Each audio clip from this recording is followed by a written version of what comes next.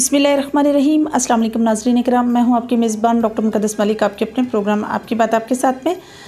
नाज़रीन इकराम, कभी कभार अल्लाह पाक की ज़ात इंसान को ऐसे ऐसे कामों, ऐसे ऐसे कारनामों के लिए चुन लेती है कि इंसान को ख़ुद आइडिया नहीं होता कि आफ्टर क्रिएशन इस दुनिया में आकर उसको कौन कौन सी खिदमत सर अंजाम देनी है, कौन कौन से काम करने हैं, कौन कौन से ऐसे समाजी वर्क करने हैं जिसकी वजह से उसकी एक स्पेशल शनाख्त बने, रिकग्नाइजेशन हो ज़माने में, और स्पेशली अल्लाह पाक उसको ऐसी इज़्ज़त से नवाजें उसके वर्क के हवाले से। ये अल्लाह पाक ने फ़र्स्ट डे से लिखा होता है और बहुत कम लोग ऐसे होते हैं जिनको ऐसे कामों के लिए चुना होता है। आज हम मौजूद हैं म्यू वल कलाम में, और यहाँ अल मदरसातुल इस्लामिया जो एक मदरसा है जिसकी बुनियाद 1980 में मौलाना मोहम्मद शरीफ साहब ने रखी। आज हम मौजूद हैं उन्हीं के बेटे हाफिज़ अताउर रहमान शरीफ साहब के साथ जो मुख्तमम है इस दर्स के, और साथ ही साथ आपका जो लिंक है ओवरऑल अगर देखा जाए तो इंपोर्ट और एक्सपोर्ट का आपका बिज़नेस है। आप कुवैत में पैदा हुए, वहीं आपका बचपन गुजरा, लेकिन आपका इंटरेस्ट डिफरेंट हवाले से चूँकि पाकिस्तान के साथ था, डिवोशन आपकी पाकिस्तान के साथ थी, और आपने एक ऐसा कदम जो आपके वालिद ने उठाया हुआ था जिसमें बच्चियों के लिए स्पेशल तालीम और तरबियत का एक स्पेशल निज़ाम था, तो आपने उसको कंटिन्यू रखा। तो आज हमारे साथ जो शख्सियत मौजूद हैं किसी भी तारीफ़ की मोहताज नहीं। आप स्पोर्ट्समैनशिप को भी फ़रोग़ देते हैं अपने इलाके में। इसके अलावा आपने कुवैत और कतर के तावन के साथ पाकिस्तान के अंदर बहुत ज़्यादा मसाजिद तमीर करवाई हैं, बहुत ज़्यादा मदारिस तमीर करवाए हैं, और इसी तरह से अपने हल्का PP29 में आपने 10 डिफरेंट जगहों पर फ़िल्टर प्लांट लगवाए हैं और 5 मसाजिद जो हैं वो भी तमीर करवाई हैं। तो आइए उनसे ये पूछते हैं कि ये अमल किस तरह से सीखा उन्होंने, किस तरह से किया। अगर ओवरसीज़ सतह पर बात करें तो इंटरनेशनल सतह पर आपका एक स्टेज है और आप डिफरेंट कंट्रीज़ में जाने का आपको इत्तेफाक हासिल हुआ है, तो इसी पर हम बात करेंगे। अस्सलाम वालेकुम जी। जी वालेकुम सलाम रहमतुल्लाहि व बरकातहू। कैसे हैं आप? अल्हम्दुलिल्लाह जी, बिल्कुल ठीक है। चलिए, सबसे पहला मेरा आपसे सवाल ये है कि आपके वालिद ग्रामी माशाल्लाह से म्यू वल कलाम में बानी हैं मदरसातुल इस्लामिया के। आप मुझे ये बताइए कि आपने अपने वालिद के नक्शे कदम पर चलने का अज़म कब से संभाला? बिस्मिल्लाहिर्रहमानिर्रहीम। जी, ये जो आपने सवाल किया है कि हमारे वालिद मोहतरम मौलाना मोहम्मद शरीफ रहमतुल्लाह अलैह जी जो इसी गाँव के अंदर पैदा हुए, उसके बाद उन्होंने अपनी आला तालीम हासिल करने के लिए मुल्तान से होकर बगदाद पहुँचे।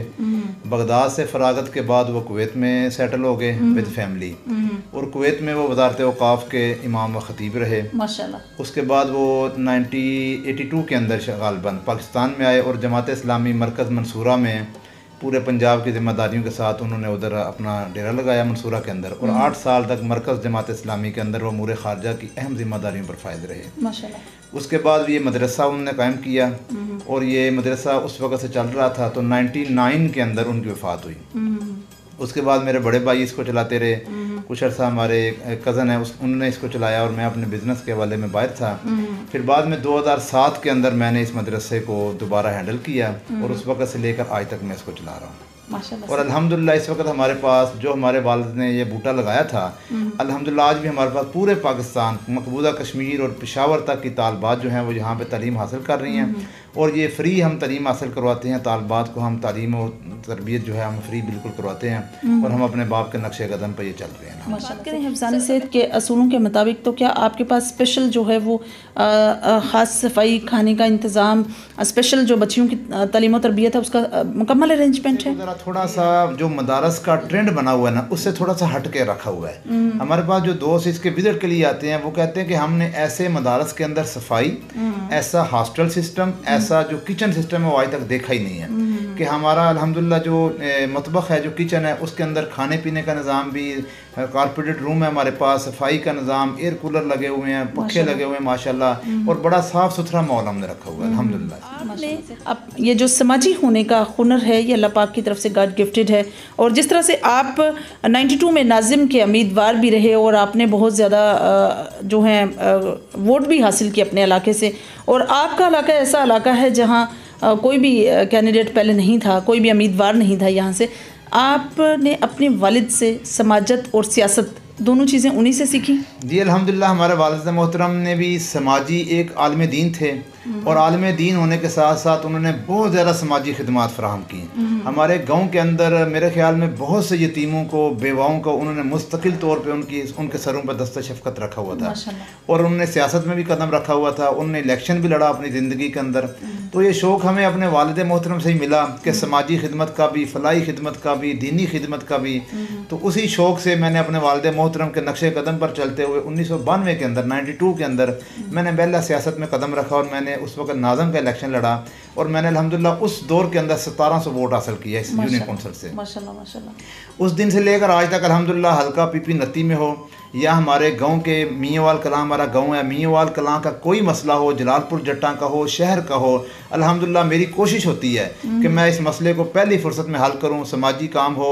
अभी हमारे गांव के अंदर बहुत से मसाइल हैं इस वक्त। हमारे जो MNA साहब हैं, चौधरी हुसैन अली साहब, मेरी उनसे 3-4 दफ़ा इस मामले पर बात भी हुई है कि हमारे जलालपुर के मसाइल हैं, जो हमारे रास्ते के मसाइल हैं, हमारे गाँव में इस वक्त नकासी आब का मसला बना हुआ है, रास्तों का मसला बना हुआ है, गलियों नालियों का मसला बना हुआ है और अल्हम्दुलिल्लाह मेरी कोशिश है कि वो पहली फुर्सत में उनको हल किया जाए। सही सर, अगर मसाइल की जिस तरह से आप बात कर रहे हैं तो आपको सबसे ज़्यादा स्वेयर प्रॉब्लम कौन सा लगता है जिसका आप चाहते हैं कि फौरी हल हो, जबकि आपके गाँव को रोड और गैस जो है वो फ्राहम की गई है? जी अल्हम्दुलिल्लाह, हमारे गांव को रोड और गैस तो फराहम हो चुकी है। इस वक्त हमारा जो अपना गांव है मियांवाल, उसके अंदर हमारा पानी का मसला है कि निकासी आब नहीं है पूरे गांव की, कहीं भी नहीं जा रही और उसके लिए बहुत सा इस वक्त हमें मुश्किलात दरपेश आई हुई हैं। उसके लिए हमारा मामला है कि उसको हल किया जाए। उसके बाद कुछ रास्तों का मसला है, कुछ गलियों का मसला है, कुछ नालियों का मसला है। तो हमारी अपने MNA साहब से उसने हमने दरख्वास्त की है, हमें उम्मीद है कि इंशाल्लाह वो भी हमारे साथ तावन करेंगे और हमारे गाँव का मसला भी हल होगा और ये जलालपुर जट्टा का भी बहुत से मसाइल जो हैं वो भी रखे हुए हैं, इंशाल्लाह वो भी हल हो जाएँ। सही सर, आप हाफिज़ साहब मुझे ये बताइए कि जिस तरह से आपके लिंक्स हैं काफ लीग के साथ और चौधरी हुसैन अली साहब के साथ, और मैं समझती हूँ कि आपका पूरा इलाका भी PMLQ को ही रिप्रेजेंट करता है, क्या कहीं आपको इम्कान नज़र आते हैं कि आप इसी पार्टी का एक हिस्सा बन जाएं? देखें, लिंक्स होना जो है ना इस वक्त ज़रूरत है। मैं कहता हूँ कि आपने ये तो पार्टियाँ तो हमारी अपनी है ना जी, पार्टियाँ को जो होती हैं वो लिंक्स के ऊपर हावी नहीं होनी चाहिए, पार्टियाँ अपनी जगह पर होनी चाहिए, लेकिन लिंक्स जो हैं वो इस दुनिया में रहने के लिए, ताल्लुकात के लिए बहुत ज़रूरी हैं। अल्हम्दुलिल्लाह मेरी हर तमाम पार्टियों की क़यादत के साथ अच्छे लिंक्स हैं और इंशाल्लाह रहेंगे और हम इंशाल्लाह मिलजुल के काम करेंगे। हम ऐसी ये जो नफ़रत और ये ऐसी हम उसी सियासत के कायल ही नहीं हैं। बहुत अच्छी बात, बहुत अच्छी बात। अपने इलाके की सियासी पस मंज़र के बारे में आपकी क्या राय है? हमेशा से जो सियासत है उसके ग्रुप्स होते हैं डिफरेंट, भले एक पार्टी से लोग हैं, ग्रुप से धड़ेबाजी है, संग धड़ा है, डिफरेंट, आप क्या कहेंगे इसके बारे में? पहली बात तो यह है कि अपने हल्के की जो सियासत है ना, हमारी हल्का PPU 29 की कह लें, इसके अंदर भी बहुत से इस वक्त मुश्किलात हैं, बहुत से मसाइल हैं और मैं तो इस सियासत से भी मुतमिन नहीं हूँ जो आजकल चल रही है। लेकिन फिर भी हमारी ख्वाहिश है कि ये सियासत प्यार की होनी चाहिए, इत्तेफाक इत्तेहाद की होनी चाहिए। इलेक्शन लड़ना हर किसी का जमहूरी हक है, लेकिन अगर कोई बंदा इलेक्शन लड़ के उसको विन कर जाता है तो मैं समझता हूँ कि वो सारी आवाम का उम्मीदवार, वो कौंसिलर मुंतखब होता है या MP होता है, नुमाइंदा सारी आवाम का। ये नहीं होना चाहिए कि वो अगर अपनी पार्टी से जीता है, अपनी पार्टी की टिकट पर, तो सिर्फ अपनी पार्टी के काम करे, बल्कि उसको सब के काम करने चाहिए। बिल्कुल सही। और वो सारी आवाम का नुमाइंदा बन गया। बिल्कुल ऐसे ही है, वो अवामी नुमाइंदा होना चाहिए, उसको सारी आवाम का उससे राब्ता होना। मुझे ये बताइए हाफिज़ साहब के आप जिस तरह डिफरेंट कंट्रीज़ में जाते हैं, स्पेशली कतर, कुवैत और सऊदी अरब की मैं बात करूँगी, यहाँ आपका हमेशा विज़िट होता रहता है बिज़नेस के हवाले से भी और वैसे भी कि आप पैदा वहाँ हुए, आपके बाबा वहाँ रहे, इस हवाले से भी कैसा फ़ील होता है जब इस्लामाबाद में भी आपको एक स्पेशल सफारत खाने से स्पेशल प्रोटोकॉल दिया जाता है और आप जब विज़िट करते हैं मुख्तलिफ़ इलाकों में, कैसा महसूस करते हैं? देखें जी, ये तो अल्लाह ताला की तशा व ज़िल्ल मन तशा, अल्लाह ताला इज़्ज़त देने वाला है और ज़िल्लत भी वही देने वाला है। जब हम बाहर के मुल्कों में जाते हैं तो हमें एक दीन की वजह से, हमारे वाला साहब कहा करते थे कि बेटा ये जितनी इज्जत है ये सिर्फ दीन की वजह से है, वरना दुनिया वाले तो बहुत हमने ज़िले होते देखे हैं बाहर की दुनिया में, कोई उन्हें पूछता भी नहीं है। तो मैं ये समझता हूँ कि हमारी जो इस वक्त इज़्ज़त है सफ़ार एम्बेसियों में है या बाहर के बरूने मुल्क में हम जाते हैं, अरबों के साथ हमारे ताल्लुकात हैं, वो हमारी इज़्ज़त करते हैं। मैं समझता हूँ कि सिर्फ अल्लाह ताला की तरफ से जो हम दीन का जो काम कर रहे हैं ये सिर्फ इस दीन की वजह से हमारी इज़्ज़त है। और हम ये चाहते हैं कि बाहर जितना अमन है, जितना डिसिप्लिन है, जितना कानून के ऊपर अमल दरामद किया जाता है, हम चाहते हैं कि पाकिस्तान के ऊपर, पाकिस्तान के अंदर भी ऐसा ही कानून नाफज किया जाए और ऐसा ही अमन होना चाहिए जो बाहर के मुल्कों में। इन तीनों मुल्कों में ऐसी कौन सी स्पेशल खूबी क्वालिटी ऐसी देखी जिसको आप चाहते हैं कि पाकिस्तान भी ऐसी ही एक खूबी का एक हिस्सा बने? इन तीनों मुल्कों में क्या, आप जिस मुल्क में भी चले जाएं, अरब में चले जाएं, यूरोप में चले जाएं, जिस मुल्क में भी चले जाएं, वहाँ पे आपको डिसिप्लिन नज़र आएगा, कानून नज़र आएगा, अमन नज़र आएगा, हर चीज़ नज़र आएगी, जो कि पाकिस्तान में नहीं है। पाकिस्तान में ना कानून की पासदारी की जाती है, ना अदालतों का एहतराम किया जाता है, ना कोई यहाँ पे अमन है। यानी ये चीज़ें हम चाहते हैं कि पाकिस्तान के अंदर कानून की पासदारी होनी चाहिए, जहाँ पर अमन कायम होना चाहिए, और इस्लामी निज़ाम जो हमने कहा था पाकिस्तान के अंदर, वो इस्लामी निज़ाम आना चाहिए। सही। जिस तरह से आप अपने इलाके में स्पोर्ट्समैनशिप की अगर बात करें तो आप हमेशा नौजवानों को हौसला अफजाई करते हैं, तो आपने अपने PP29 में, आपने अपने म्यू वाल कला में कितने जगहों पर जाकर जो है हौसला अफजाई की और लोगों को खेल की तरफ राग़िब करने की कोशिश की? देखें, ये तो अल्हम्दुलिल्लाह हम चाहते हैं कि ये जो यूथ है ना जी, ये हमारे नौजवान, यही हमारा मुस्तकबिल है। हमारी कोशिश होती है, ये तो अभी हम यहाँ पर आए हैं ना, इससे पहले हम जब मदारस में पढ़ा करते थे, खुद तालीम के दौर में थे, हम उस वक्त भी खेला करते थे, खेलों के मैदान में भी जाते थे। मेरा ताल्लुक़ जमीयत तलबा रबिया से भी रहा, उसमें भी हमने बहुत काम किया। यहाँ पर भी जलालपुर जट्टा में, मियांवाल में बहुत से हमने ग्राउंड में गए, लोग हमें बुलाते हैं, हम जाते हैं और हम उनकी हौसला अफजाई करते हैं। और हम चाहते हैं कि ये जो नौजवान हैं ये किसी गलत सोसाइटी में ना जाएं, बल्कि बेहतर है कि ये खेलों के मैदान में आएँ और खेलों के मैदान आबाद करें। वो कहते हैं कि जब खेलों के मैदान आबाद रहेंगे तो हस्पताल बरहरान हो जाएंगे। ठीक है जी। तो इसलिए हमारी कोशिश होती है कि बच्चे जो हैं अपनी नशो नुमा के लिए खेलते रहें, और हम उनकी इंशाल्लाह हौसला अफजाई करते हैं और करते रहेंगे इंशाल्लाह। बिल्कुल सही। आपको कैसे महसूस हुआ, चूँकि तो हमारे इलाके में काफ़ी इश्यूज़ हैं, प्रॉब्लम्स हैं, PP29 की जिस तरह से आपने बात की काफ़ी प्रॉब्लम्स है, आपको कैसे महसूस हुआ? क्या लोगों के इन्फॉर्मेशन पे आपको पता चला कि या फ़लाँ जगह पर जो है साफ़ पानी के पीने का इंतज़ाम नहीं है, तो आपने वाटर फिल्ट्रेशन करवाई, या ख़ुद अपनी मदद आपके तहत आपने जो है सारा सर्वे किया?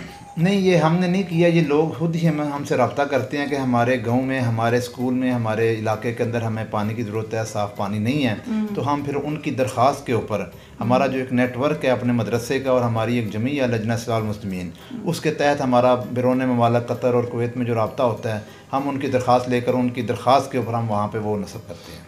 बिल्कुल सही। आप अपने इलाके में अगर आपको इलेक्शन कंटेस्ट करने का मौका मिले तो क्या आप इलेक्शन कंटेस्ट करेंगे?